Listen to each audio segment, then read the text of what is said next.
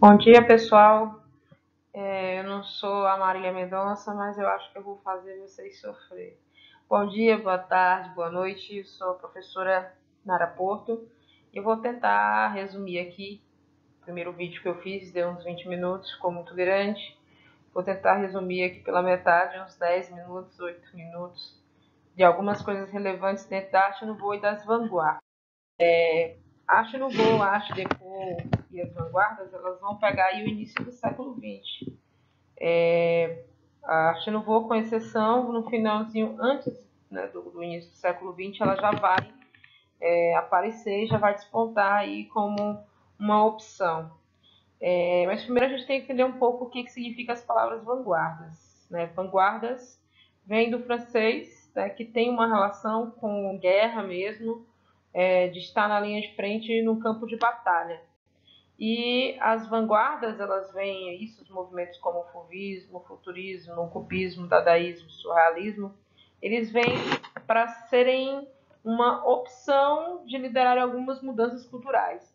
É muito comum os movimentos de vanguarda, eles não ficarem restritos só a pinturas, artes visuais. Eles percorriam por outros setores, como a música, a literatura, o cinema, como é o caso do surrealismo, que a gente vai ver mais à frente. A escultura, então, os movimentos de vanguardas, eles passeavam por outras vertentes artísticas, incluindo também a própria literatura. E as vanguardas, elas têm algumas características. Dentre essas características, a gente pode citar o choque com o público. A gente vai ter, por exemplo, mais adiante, o dadaísmo. O dadaísmo, eles tinham uma abordagem um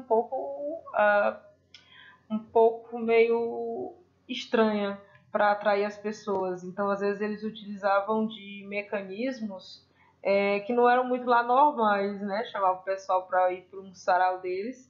E quando o pessoal chegava lá, eles começavam a fazer coisas estranhas, latir, jogar alguma coisa na pessoa, e que chegou até dar algumas confusões.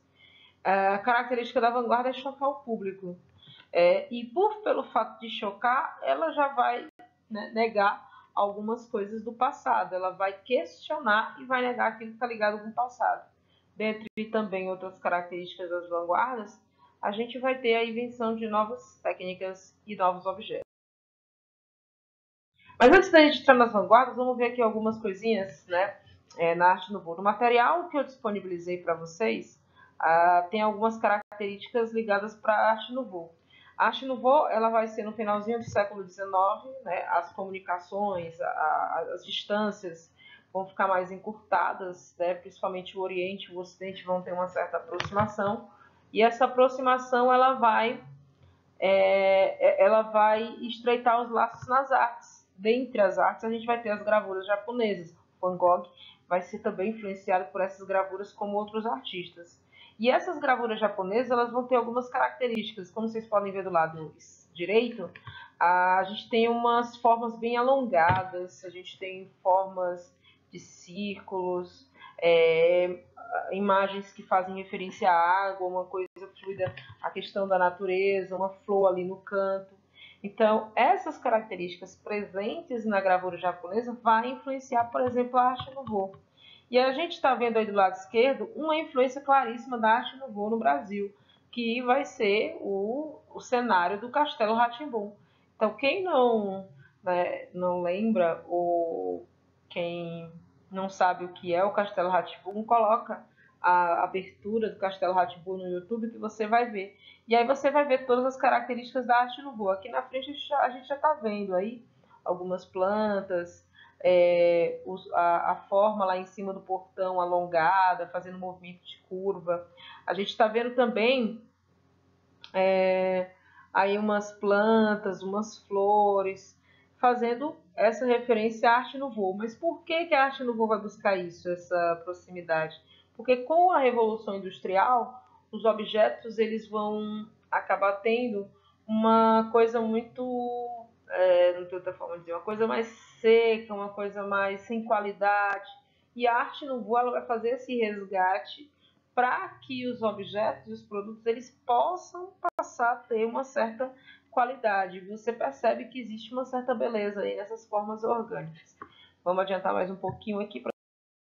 A gente tem um dos principais representantes da arte nouveau, que é o Antônio Gaudí, que a gente já vê essas formas orgânicas e a gente já vem à memória alguma coisa, algum outro movimento do passado da arte que vai se encaixar com isso. Como, por exemplo, não sei se vocês conseguem perceber, mas esse formato aí também faz uma referência à arte gótica, que vai estar lá na Idade Média. Então, é comum também a arte ficar revisitando esses períodos da arte para agregar ou acrescentar, resgatando essas características próprias, né, desses movimentos aí iniciais, pré-vanguarda. E aí a pergunta que eu jogo para vocês conseguem identificar nessas duas imagens as características da arte nouveau? O que vocês conseguem observar nessas imagens que estão presentes aí? Se vocês forem ver o texto que tem no material de vocês vão ver algumas características. Então a gente tem aqui a presença de plantas, né, de flores, fazendo referência a essas formas orgânicas, né, um formato arredondado, alongado. As cores, o que a gente pode destacar das cores? As cores são escuras? Não. As cores são cores claras, né, geralmente puxando um pouco para os tons pastéis. Essas são algumas das características da arte nouveau. Formas orgânicas, plantas, flores, formatos alongados, arredondados e puxando para cores leves. Aqui a gente vê também um exemplo de como no Nordeste essa arquitetura também está presente. Aqui é uma fachada do Teatro José de Alencar, onde a gente percebe, né, além de dos tons pastéis, a gente percebe os floreios e as curvas dentro dessa característica do teatro, dentro da fachada, quer dizer, do Teatro José de Alencar. Aqui a gente vê um outro exemplo, né? Eu falei para vocês, uns 3 slides atrás, quais eram as influências da arte nouveau. Vocês conseguem lembrar? Então, né, a influência da gravura japonesa, que a gente vai ver aí, se você voltar lá nos 3 slides, a gente vai ver a presença de formas alongadas, arredondadas, né, formatos fluidos, bem orgânicos, porque vai ter essa relação estreita com o Oriente e o Ocidente. Só reforçando aqui para você perceber como eram essas gravuras japonesas que vão ser chamadas nesse movimento de japonismo. Então, a gente vai ter gravuras aí chamadas de ukiyo-e. Bem, a arte deco ela já vai ser um pouquinho diferente da arte nouveau. Enquanto que a arte nouveau vai querer resgatar, trazendo formas orgânicas, curvas, linhas, né, arredondadas para os objetos, para o design, a arquitetura, a arte deco já vai ser diferente. Quem assistiu ou vê algum trechinho do Gatsby, vai ver que essa abertura aqui do lado direito é referente ao filme do Grande Gatsby. Então, enquanto que a arte nouveau vai buscar no passado formas orgânicas, a arte deco vai explorar essas formas retas, né? essas linhas geométricas, um pouco estilizadas. Então, e isso não vai estar só presente no design, né? Detalhe. Então, a gente vai ter algumas esculturas, por exemplo, arquiteturas mesmo, de porte grandioso, que vão fazer referência a isso. E aí a arte deco ela vai talvez um pouquinho mais longe do que a arte nouveau foi. Enquanto que a arte nouveau vai buscar beber na fonte da arte gótica, da arte japonesa, a arte deco vai beber da sua fonte lá dos maias, as culturas dos maias. Lembram das pirâmides? Então, ela vai beber nessa fonte aí, dessas culturas um pouco mais primitivas, misturando com uma série de coisas, como minimalismo, abstracionismo, né, outros movimentos que nós vamos ver mais adiante. Aqui a gente já começa com a primeira vanguarda, o fauvismo, né? A própria palavra já vem falando, les fauves, as feras. Então, nessas pinturas era comum os pintores abusarem, né, dessas cores puras. E o que seriam cores puras? O que seriam essas cores intensas? As cores puras seriam o azul, o amarelo e o vermelho. Enquanto que as cores complementares eram cores que faziam com que a pintura gritasse em si. Então, onde jogava-se o verde, era comum jogar um vermelho. Onde jogasse um amarelo, era comum jogar o roxo, que era o seu oposto. por assim em diante. Se vocês forem pesquisar as tabelas das cores, vocês vão ver que de um lado oposto de uma cor está a sua cor complementar. E quando elas são utilizadas juntas dentro do design, dentro de uma pintura, costuma ser gritante isso daí. E aí a gente vai ter, né, buscando essa expressão aí do fulvismo. É comum, se você deixar a criança com algumas tintas, ela vai pegar o quê? Cores puras, porque são cores que vão chamar a atenção dela. Então, os Le Fauves, eles chegavam logo na voadora. E aqui, falando em voadora, né, uma galera muito louca, dançando, curtindo a vida, sem se preocupar com quarentena, a dança de Matisse. Evidencia aí uma coisa, ó, a gente vê aí que as cores estão gritando, mas de certa forma convida para uma dança. Se você prestar atenção lá no chão, onde está a grama, a gente vai ver o azul, né, bem próximo do verde.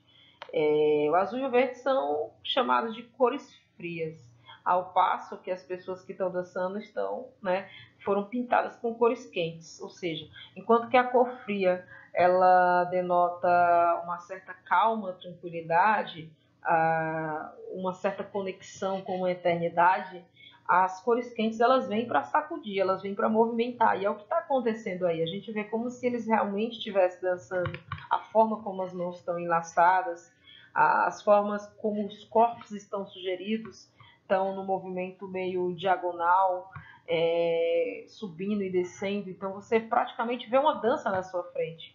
Se você não está vendo, é bom começar a ver, viu? A gente tem aqui a cor azul está bem próxima da cor verde, o que mostra o quê? Uma conexão, dessa ligação. Você não sabe onde é que começa o céu, onde é que termina o céu, onde é que começa a terra. A dança de Matisse se propõe a isso, né, se você se propor a dar esse olhar. E aqui outra pintura do fauvismo, né? O Paul Gauguin, um dos principais representantes. E aqui você vê o Cristo amarelo, a Páscoa, né?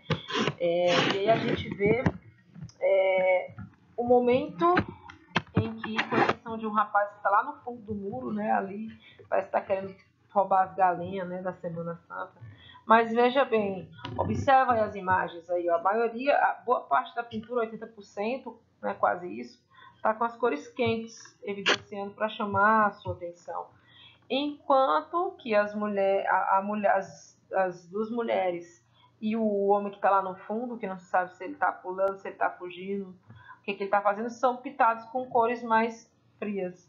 Então, as pinturas fauvistas, elas costumam gritar nesse sentido. E aí, isso tudo é sempre pro exagero. O amarelo mais intenso, o verde mais intenso, o vermelho mais intenso, tudo na sua intensidade. Se não fosse assim, não seriam chamados de Le Fauves ou as feras. Bem, aqui a gente tem, né, mais intenso do que a pintura anterior. Né? Aqui a gente tem uma certa herança, né, do Van Gogh. Então, Van Gogh, se a gente for ver, ele tinha umas cores gritantes que ele utilizava nas pinturas. E aqui a gente vê o André Derain seguindo pelo mesmo caminho. Futurismo, né? O próprio nome já está dizendo, futuro. Só que o futuro às vezes não vem com uma forma como a gente imagina. E às vezes o futuro ele vem de uma forma violenta. Porque quando alguém chega pra gente querendo uma coisa para agora, você tem que se virar. E às vezes você pode atingir o seu desgaste. O futurismo, como um movimento que surgiu com ímpeto de violência, dialogando aí com os movimentos fascistas na Itália, ele também acabou muito rápido. Eu creio que talvez pela agressividade que foi imposta por tudo isso. Aqui é a obra chamada O Carro Passou. E espero que vocês estão vendo o carro, porque se não estiver vendo é porque provavelmente já passou. A gente vê aqui o que seria o movimento, né, desse carro passando, e a gente vê algumas casinhas lá no fundo, né, indicando que há um movimento aí, né? E aí a gente percebe que o movimento está no carro, porque as casas ali estão preservadas também. E aí a gente tem um movimento futurista, já tem um manifesto, né? Nesse manifesto algumas coisas são meio que pesadas de se ler e de se escutar. Eles relegavam as mulheres, relegavam o passado, enfim. Faziam altas críticas e porque eles tinham essa ligação aí, era futuro, era tecnologia e tudo que tinha uma ligação com o passado que podia atrapalhar isso daí. Então eles negavam qualquer vinculação que tinha com o passado. Aqui é uma releitura da escultura, da Vitória de Samothrace. E aqui é um trechinho do Manifesto Futurista, mostrando aqui mais ou menos o que eles propõem, né? Queremos cantar o amor do perigo, o hábito da energia e da temeridade. A coragem e a rebelião serão elementos essenciais. Aí já viu, a coragem até que é bacana, né? Mas a rebelião, ela tende a não terminar. Então aqui é uma pintura, pode não parecer, parece uma fotografia, e aí a gente tem aí uma pintura do Giacomo Balla, na qual ele quis retratar o movimento da dona do cachorro e do próprio cachorro, né, nesse movimento contínuo, dando uma aproximação para as pernas, né, da mulher. E o objetivo foi um cara lá do impressionismo, que é o Paul Cézanne, foi quem, né, começou a deslumbrar. Mas veja bem, a gente tem aí, né, Le Jour Godia com Georges Braque, então a gente tem aí uma coisa meio que desconfigurada. Então os cubistas, eles procuravam destruir a perspectiva. Então enquanto que a gente vai ver lá no Renascimento toda uma coisinha organizada, os cubistas vão vir chegando tudo e chutando e quebrando e desconfigurando mesmo. Então os cubistas, eles mudaram a forma de visitar. Existem dois tipos de cubismo, o analítico e o sintético. Qual é a diferença entre os dois? Enquanto que o analítico, ele vai utilizar a pintura, né, e um dos principais representantes é o Picasso, né, a obra das Senhoras Avignon causaram um certo horror, porque as mulheres estão peladas como elas vieram ao mundo, e você não percebe a perspectiva aí, porque cada uma está numa posição diferente. E detalhe que tem duas mulheres usando máscaras, né, mostrando a influência da cultura africana presente na obra do Picasso. Outro ponto que a gente tem que destacar aqui na obra das Senhoras da Rua Avignon é o surgimento dessa pintura. Como foi que surgiu? Então, Picasso, quando ele deu o surgimento para essa pintura das Senhoras da Rua Avignon, ele fez com que essas mulheres, elas eram mulheres da vida, eram mulheres que tinham uma profissão e claramente estão aí quase que se expondo como se estivesse numa vitrine. Do lado direito a gente tem o cubismo sintético. Qual é a diferença entre eles? Enquanto que o analítico usa pintura, o sintético ele vai misturar, ele vai usar pintura, ele vai usar colagem, ele vai usar só colagem. Então a intenção é desconfigurar mais ainda do que já. E aqui, né, a analítica, ela tem esse nome porque ela vai desfragmentar as formas. Então você vai ter 5 mulheres, mas você não vai ter 5 mulheres como você vê na realidade. Você vai ver elas desconfiguradas, desfragmentadas. Porque no sintético a gente tem aí a utilização de outras técnicas. Lembram lá do primeiro slide que eu falei para vocês? A utilização de novas técnicas. E aí a gente tem uma visão em que quebra em vários pontos, né, fazendo com que você, como se você tivesse um olho de moça. O Braque e o Picasso vão utilizar das duas técnicas, né, mas nessa técnica que vai se destacar mais é o Braque. Vocês têm uma pintura. Queria fazer uma revisão rápida para vocês. O que caracteriza uma vanguarda? Vocês estão lembrando das 3 características? Choque no público, invenção de novas técnicas e... esqueci. Mas não tem problema, vocês sabem, só voltar. Quais os 3 movimentos oriundos da vanguarda que estão presentes nesse slide? Eu acabei engolindo ali. São cubismo, fauvismo e futurismo. Nas características da arte nouveau, os floreios e as formas alongadas, com os pastéis também. Quais a origem das palavras fauvismo? Selvagens, as feras, cores intensas, espocando tudo, explodindo. E para terminar, o futurismo e o cubismo surgiram na mesma década de 10, 1914, 1917. E o que diferencia esses dois movimentos? O futurismo é voltado para o futuro, é hoje para adiante. E o cubismo, ele vai voltar para a questão da técnica, da perspectiva, desfragmentando todas as possibilidades que você tinha formado. Então é isso, gente. Espero que vocês tenham ajudado. Vou fechar aqui em 19 minutos e 45 segundos. Obrigada!